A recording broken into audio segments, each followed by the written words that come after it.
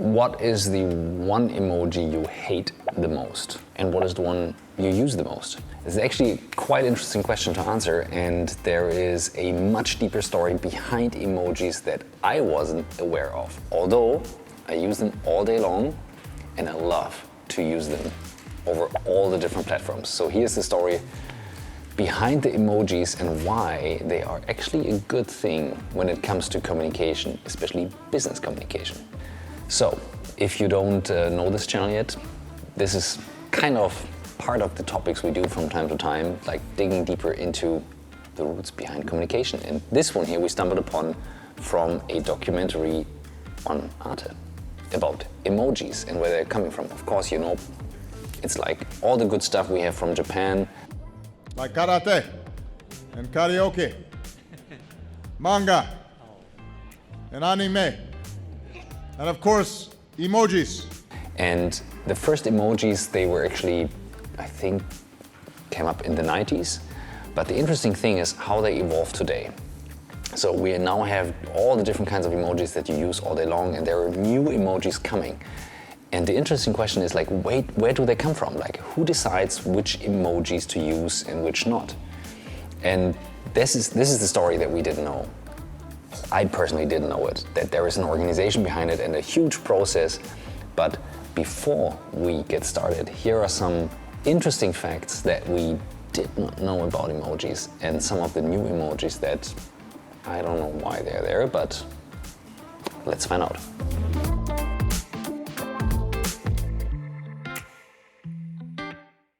If you want to find out more about emojis and the background of emojis, you have to ask a psychologist, and luckily we have one working in the company. So what are the hard facts about emojis? What do we need to know? The hard facts?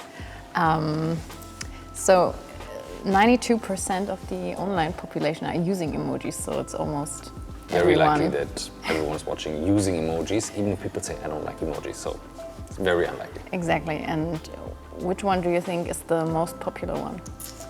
Smiley, the with the tears? The one? Yeah. Yeah? Correct. With the two tears? But all what I heard as a fun fact is that this is the old people's emoji, or so you Yes. shouldn't use that actually. Well, second place. Well, close. It's the heart emoji. So The heart. So the red heart. the red heart. The French people actually use the heart 4 times as often as the rest of the world. So Some people say or claim that emojis are for the personal use only and it's not good in business contexts. But we always try to promote that when we do projects and say, like, use the emojis because they contain information, you speed up your communication.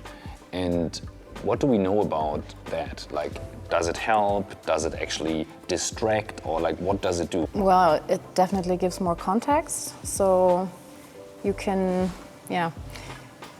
you can stress a certain part of a message and give emotional context to it. So if you add a winking smiley, for example, it might take some heat out of a message. It does something to us. It creates emotion when we read a message with an emoji. So our brain parts are activated when we see a smiling emoji, for example. The same part of our brain is activated as if we see a real face. So this topic of emotional contagion, to really feel the emotion that is behind it, is activated with it. So to get you right, or to like actually see if that's right, if we look at our communication matrix, which is a tool that we use in projects, saying there is the asynchronous communication for like more the written stuff, and then the synchronous, where you see people and you can interact. An emoji would bring together the two sides and contain more information, so you create something emotional within an actually text message. Yeah, it's maybe a compromise or a mix of both. So you have the speed of a written message and the advantage of not having to be at the same place at the same time with somebody to communicate, but still you get this add-on of emotional depth. In this documentary, there was one important thing that I found that I didn't know actually, how emojis are created. Committee, which meets quarterly. They will assess it, and about once a year, this set is filtered down a little bit further. So you have these different cultural approaches, and the process behind it is actually done by like one consortium called Unicode, with the idea back then to have always the same type of code for certain letters on your keyboard, also for an emoji. And I wasn't aware of how difficult that process is. In the context that we use when it comes to tools like Slack or the business communication, there is an option to create your own emojis and reactions, or they call it reactions. In Microsoft Teams you have a limited amount, but in Slack you can actually do them for yourself. And as a psychologist, it's an interesting perspective to get, like, how important could that be to distract people, or is it actually a good thing, especially in times of remote work? I think it creates like a feeling of connectedness, belonging, so it's our really own secret language, so to say, which nobody else has, and those little inside jokes that you have with friends or colleagues, so it's the same but in a digital communication context. My take would be to be a little bit more open to using those emojis in a business context, because I see in a lot of projects that people kind of shy away from it and say it's not professional. But especially now when we're not at the same place, not at the office, and we don't have this context because we haven't seen each other for a while and we don't know what kind of mood is he or she in today, this can really help to make a clearer picture and avoid misunderstandings. And in Slack you have the option, and this is something we use heavily, to like upload your own emojis, or as they call it, reactions here. So here are some top shots from what we have. Broken armor. We always use short names for our colleagues, and Andy, called Armor internally, has this, I don't know, it's, a really he breaks down. A really frustrated look. Very, very good one. Or also a very good one from our other managing director, Niels, is the "Oh no, Nick." Very good for if you have a numbers update and numbers are not what they are actually supposed to be, because Niels is responsible for the numbers, or actually giving the report, and it contains a lot of information. If the "Oh shit, Nick" is next to a number, you really will get it. What else do we have? My personal favorite is from my dear colleague Katarina. She has a passive-aggressive Khan. Passive-aggressive Khan, very good. And there's something going wrong.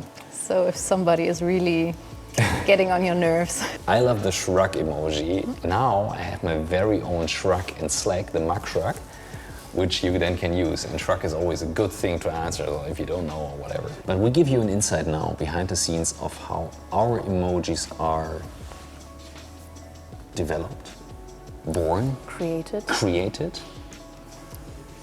This is the Unicode process of Blackboard. So this is a process that nobody knows at Blackboard, including myself. And we can now witness how the emoji process is done, because for the Unicode, it's a very long process. Like for the hijab emoji, it was like, I think, 5 years, I'm not too sure, or 4 years or something like that when it was created. And the thing at Blackboard is you cannot request an emoji.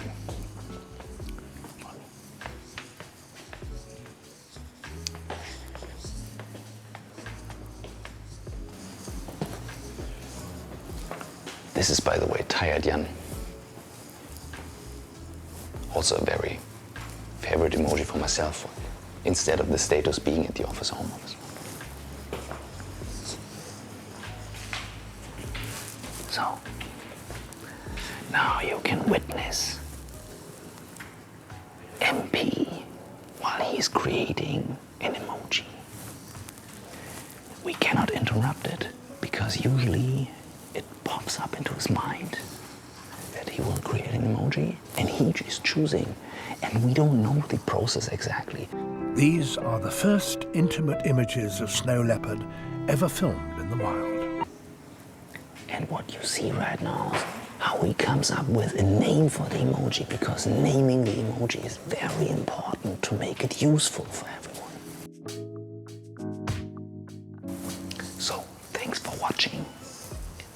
sure you subscribe and watch another video here. We make a lot of these videos. And leave your comment, your most favorite emoji and the one you hate.